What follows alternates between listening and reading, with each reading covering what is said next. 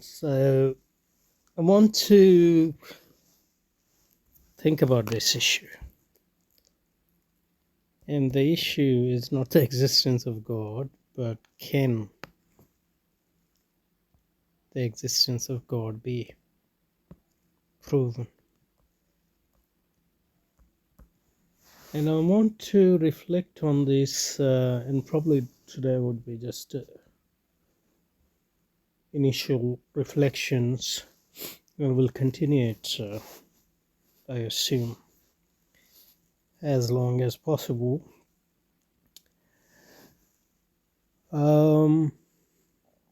What I want to think about the issue is from the problem of, or from the viewpoint of rationality.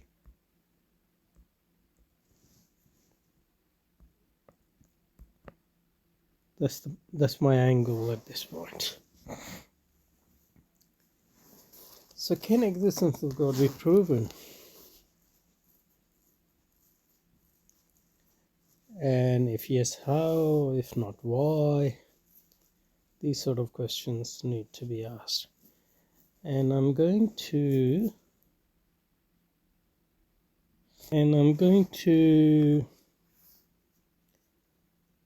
look at this issue from three angles. From the viewpoint of philosophy,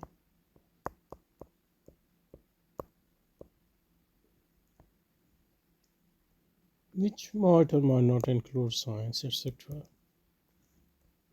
And by philosophy, I mean, any type of philosophy. Western, modern, ancient, etc. But obviously my context is mainly Western philosophy. And Islamic philosophy, in a sense, is an extension of Western philosophy because it goes back to the Greek sources as well. I mean, what people call Islamic philosophy. And the second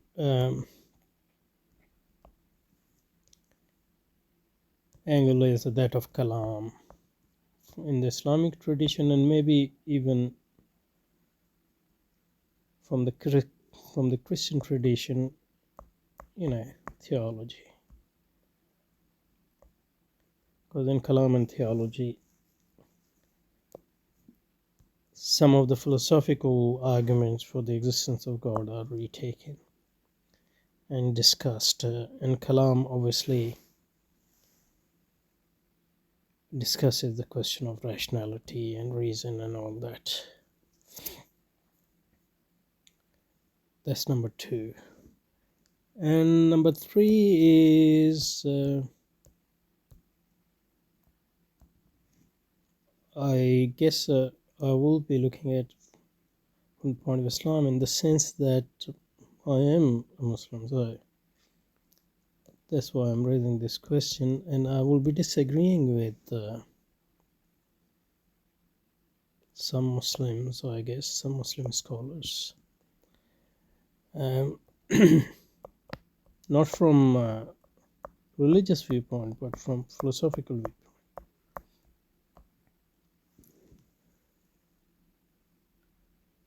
Okay. So that's the question I want to raise. But when we raise the question of can the existence of God be proven? Existence of God be proven.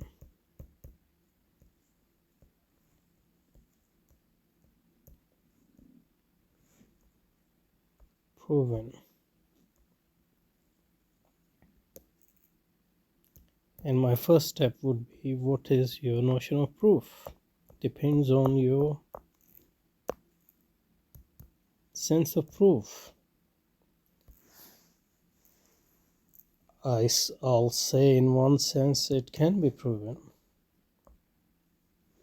And if something can be proven, it can be disproven as well.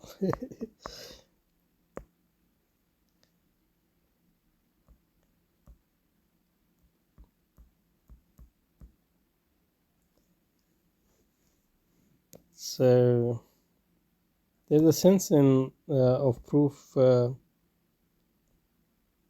which God's existence can be proven and unproven. But there's other more robust conception of proof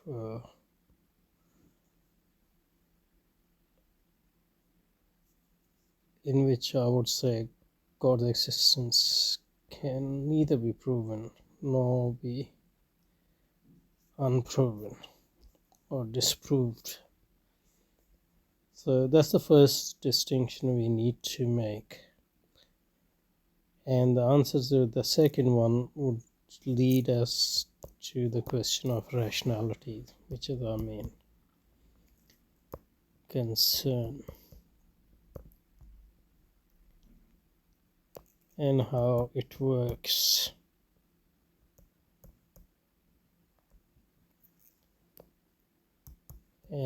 Obviously human rationality. If there is any other rationality, you can't say much about it. And how it works and what are its limits.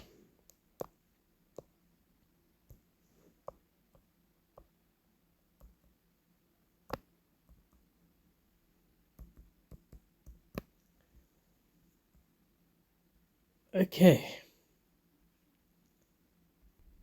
And obviously I should also make another qualification when you're talking about can the existence of God be proven. What we mean is rationally.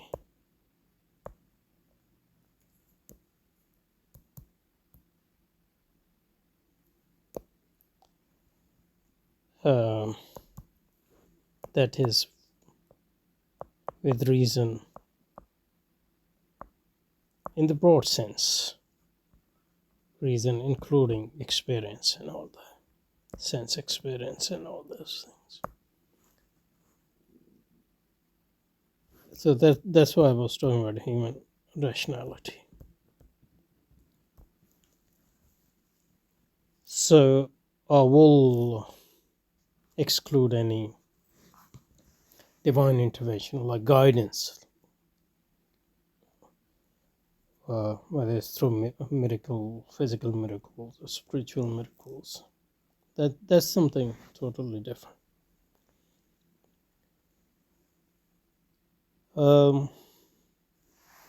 That is a hujjah and proof, but in a totally different way. So I'm not talking about that.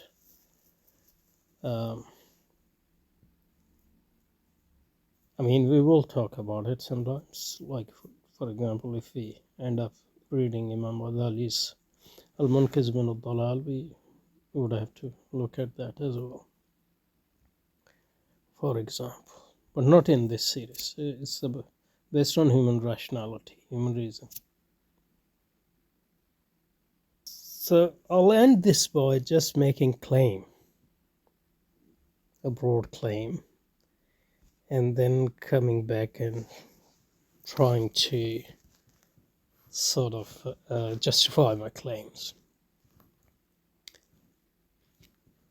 Obviously, when I say, okay, so what is my, can God's existence be proven?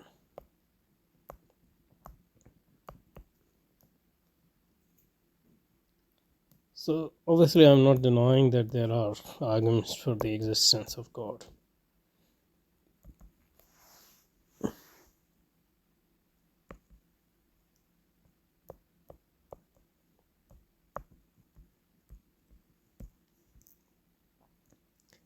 We read them, at least 5, 6, and analyze them in philosophy, and I think they are great arguments and objections against them, and then trying to defend them, is a great intellectual exercise in developing your conceptual and logical prowess, and those arguments have great history, and they're always getting complex and complex and complex, and always getting better arguments and better counter arguments. So obviously I'm not denying that there are arguments for the existence of God. We study them in Kalam as well. In fact, most Kalam books starts with not belief in God, but they start with proving the existence of reality, and from their existence of God, that's how they move. Because they think that unless you um, refute the skeptic and prove the existence of the reality, you can't prove the existence of God, because their main argument, especially the later mutakallimin, especially Asharis and Maturidis, Mu'tazilas and Hanbalis are different, obviously, in this way, in this context. A bit different, because their arguments are broader than Maturidis and Asharis, because the mainstay of later Maturidis and Asharis is basically the cosmological argument, and for that they need to prove the existence of reality first. But what I'm trying to say is, in philosophy we study the arguments for the existence of God. In Kalam we study existence for the argument of God. So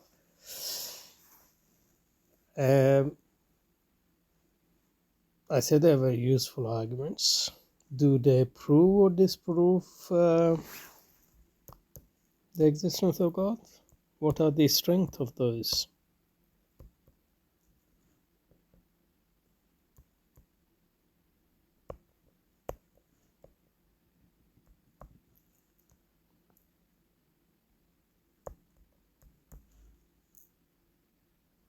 So, strength of the arguments, different arguments for the existence of gods. We have a lot of good arguments. Good, strong arguments.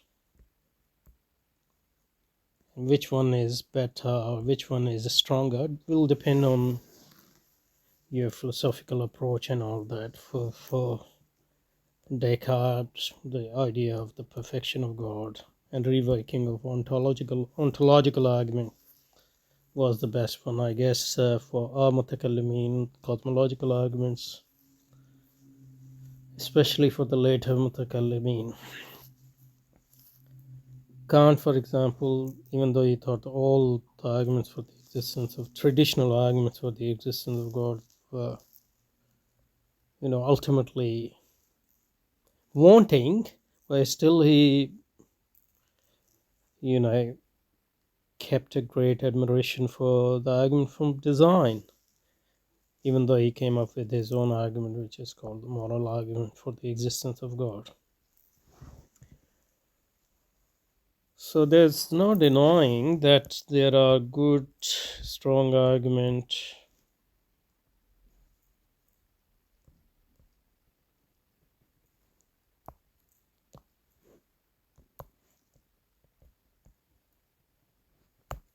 for the existence of God.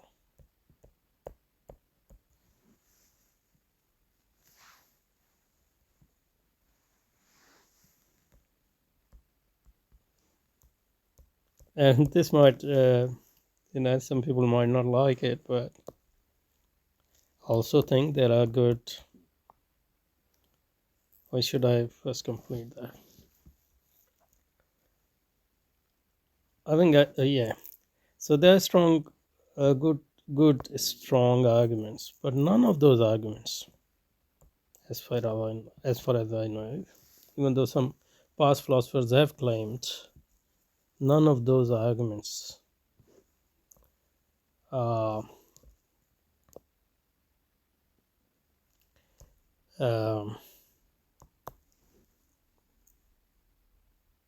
decisive argument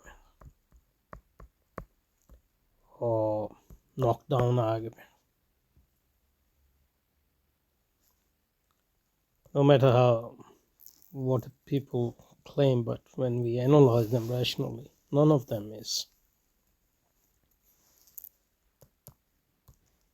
a necessary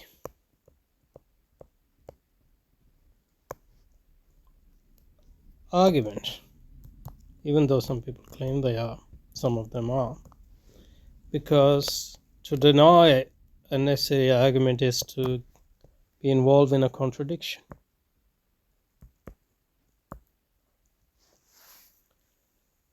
And to say God doesn't exist might be a ridiculous thing to say for some people,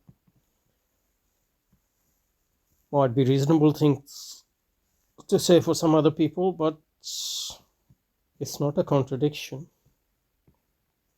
Contradiction is something like 2 plus 2 is 5. This is a contradiction. But that's why that God exists is not a necessary proposition. And it was not just because, and there's a crucial difference between conception and existence.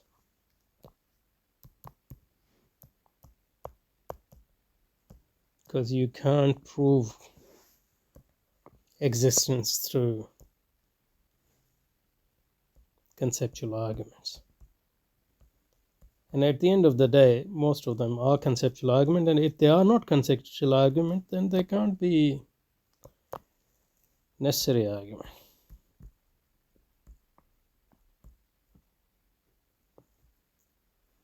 They can't involve contradiction when we deny them. And it can't more than the first who said that existence is not a predicate. Even Asharis, like Imams of Asharis, Imam Abul Hasan al-Ashari was one. I'm not saying he was the first one, but I know that he said that predicate is not existence, is not a predicate. So what I'm saying is, even though there are very good, strong argument for the existence of a God, none of them does or can prove the existence of God as a necessity.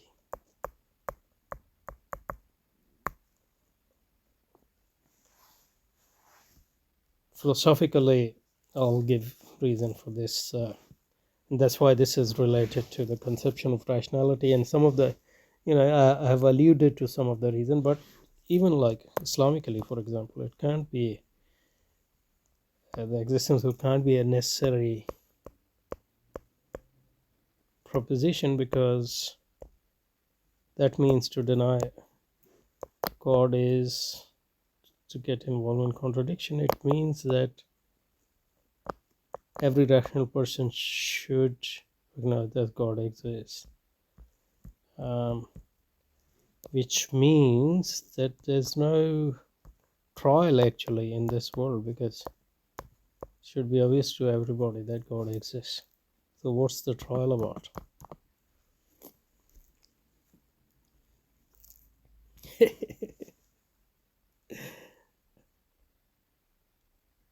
So the arguments for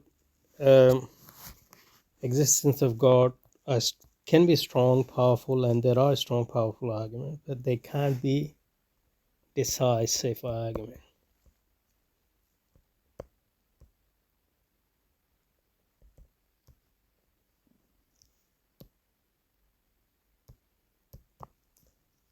If that were the case, we would have been living in a very different world, a world in which the divine world and the human world is not so much separated as it is at the point, or at least to our perceptions. That's why we can say that there's the freedom to choose to accept Allah subhanahu wa ta'ala or reject in this world. And on that basis of that choice, you would have accountability. So it can't be decisive argument by definition, for Islamically, but philosophically they can't be. For example, decisive arguments because existence is not a predicate. That's just one reason. Um, at most, they are probabilistic arguments.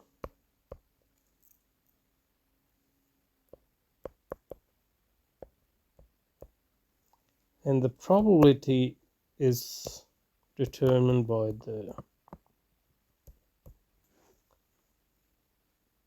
the receiver, a person, his psychology, social upbringing, education, because that's the constitutive of rationality.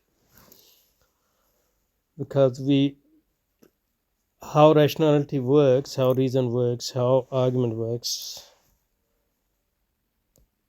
is understood in the context of individual psychology, individual education, socialization, and culturalization, as we will see. So, argument for the existence of God seem, almost certain to me or decisive to me because of my background, my inclinations, my psychology, my socialization, and all those things. But the same arguments don't make that much appeal to somebody else, even because of, they have different psychology, they have different socialization, they have different inclination, and all those. So, in that sense, I can say the same for the argument for the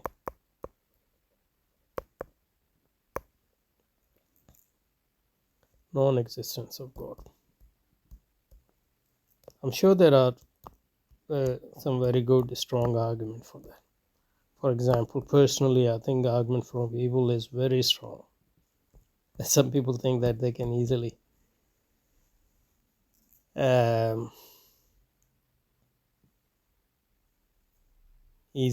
refute that, but it's not that easy rationally, at the rational level, if you are actually being fair. So there are good arguments for the non-existence of God, but none of them are again decisive. That's the thing. So what I'm saying is, it's not a contradiction to say that God exists, and it's not a contradiction to say that God doesn't exist, at least from our perspective, human perspective.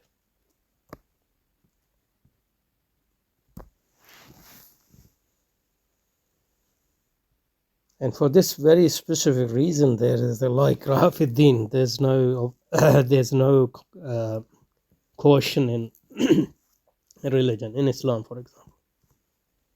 And you can't be Muslim unless you believe that God exists based on knowledge and conviction, whatever its level is. That none of this is controversial.